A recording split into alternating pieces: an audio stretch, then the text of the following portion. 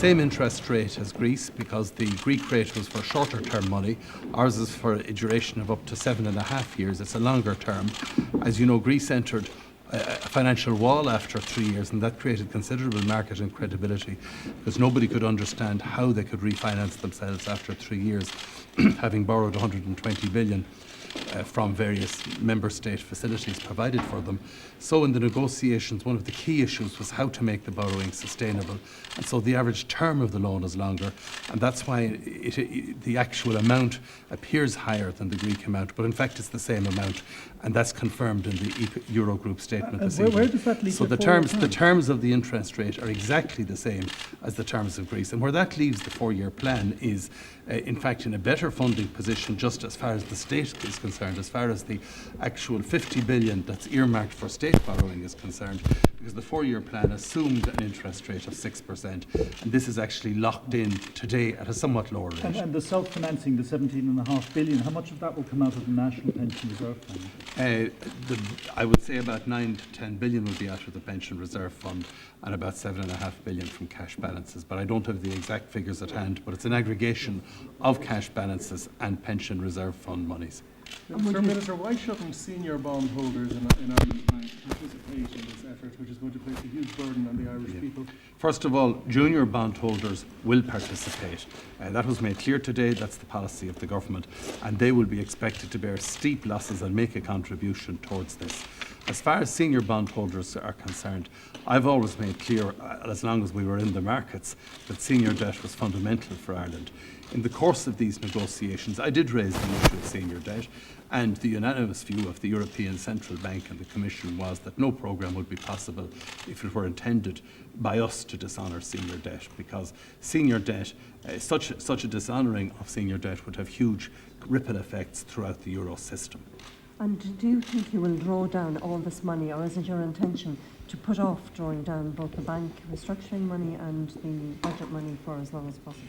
Well, as far as the budget money is concerned, of course, it's more attractive than the rate we would currently have to borrow at. We're now up at 9%, so clearly 5.8% is reasonable, having regard to the fact that we envisaged an average rate of borrowing of 5% in the plan. So that's borrowing we'd have had to do anyway. It's borrowing to implement the 4-year plan. It's borrowing to ensure that social welfare recipients are paid, that pensioners are paid, that salaries are paid in the public service, that grants are paid to farmers, and that all the other elements of public expenditure are met. So that, if you like, is neutral in terms of this particular facility and provides more stability for us. On the other hand, in relation to banking, of course, that is where the concern about debt sustainability arises. And we're addressing that through, first of all, deploying what resources we have ourselves in the first instance. So if 10 billion is now required to capitalise all the banks up to 12%, then that sum will come from our own reserves in the first instance. In addition to that, of course, inflicting pain on subordinate bondholders reduces the overall bank liability.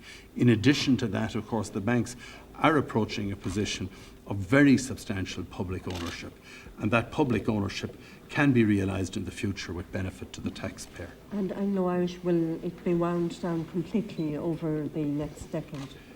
I think again it's important to realise that we don't want an immediate loss stemming from Anglo-Irish Bank, but what we are looking at is transferring the main deposits of Anglo-Irish Bank out of that bank to another financial institution, leaving the sums that do remain due and owing to the European Central Bank, and again that money will be paid in time and in accordance with the understanding with the European Central Bank. And how quickly do you intend to liquidate Anglo-Irish? Well, you know, the liquidation, as I said, cannot be done to simply expose the state to an immediate huge upfront cost. What has always been the case with Anglo-Irish Bank is that you work out the assets in the bank and get whatever money you can out of them to pay off what the bank owes. Minister, the deadline now for the achievement of the 3% deficit appears to have been put back until 2015. That's 2 years longer than was originally planned. How confident can you be that that deadline will be realised? Well, first of all, I think it's important to remember in relation to the deficit target that the figures submitted by the government both to the Commission and to the three negotiators have now been accepted. In other words, the budget correction this year must be 6 billion. The overall correction over the 4-year period must be 15 billion. Those figures are agreed upon in the programme. So as far as the budgetary policy is concerned, the programme ratifies what the government proposed. There's nothing imposed on us. This is what the government proposed as being best for the Irish economy. That's now accepted by all parties. However, there is a degree of divergence among economists about the medium-term forecast. Some naturally are more optimistic than others. There isn't a wide divergence, but a difference of a few percentage points can make a huge difference to the overall calculation. So because of that, the Commission recommended, it was accepted at the Eurogroup today, that Ireland should be given one further additional year to complete the adjustment to reach the 3% target. The German finance minister told us that the interest rate will not be the same as Greece because they will longer, 2 years longer. Yes, he's quite right on that, because obviously the longer the term money is advanced for, the higher the interest rate is. But if Greece were to borrow for the same period of time that we're borrowing for, it would be the same interest rate. Yes. Minister, do you think that if Ireland had made a quicker decision on seeking a rescue, that perhaps the contagion effect we saw last week may not have happened? No, I don't accept that. It's clear that there is a widespread attack on the euro system for some time. Ireland has to make decisions both in the interests of the Eurozone and in the interests of Ireland, and I think we've behaved very expeditiously in this matter. We agreed to entering discussions to see what was on offer. Within a week, we agreed to apply to join a facility, and within a week, we had a programme put together. And those who had to negotiate with us were very impressed that the government had the programme ready. Most countries who are in this process do not have a programme of their own ready for submission to the authorities. We did. One last question.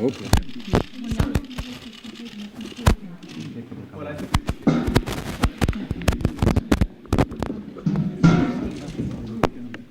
there are two, of course we've talked about Ireland because I'm the Irish Finance Minister, but a very important decision was taken today in relation to the stabilisation mechanism as well, and it was made clear that this proposal for a sharing of risk with private debt investing in sovereign debt will not arise for instruments that are created until after 2013. So I think that's very important as well in restricting the contagion and in assuring investors that the present arrangements are unchanged and will not be subject to change in the future. I think that's important, very important, because remember, one of the crucial steps, if you like, in the Irish mounting of the ladder in the secondary markets was the Deauville Declaration and the subsequent discussion about it. That has now been corrected and dealt with today as well. So that correction clearly is of assistance to us and others. Specifically, the Irish programme also, I think, shows that the community can work with an individual member state to stabilise the position in that member state, that it has the facilities to do that, and that there's a willingness on the part of member states to work with the community in that regard. But how soon do you need? Again, as risks are identified, they're dealt with. And I think what's important to note here is that the risks in relation to Ireland were identified at an early stage. As I pointed out many times, it would have been possible for the sovereign to continue for some time, but the banks clearly were developing risks, and it was important to address those risks. We've done that.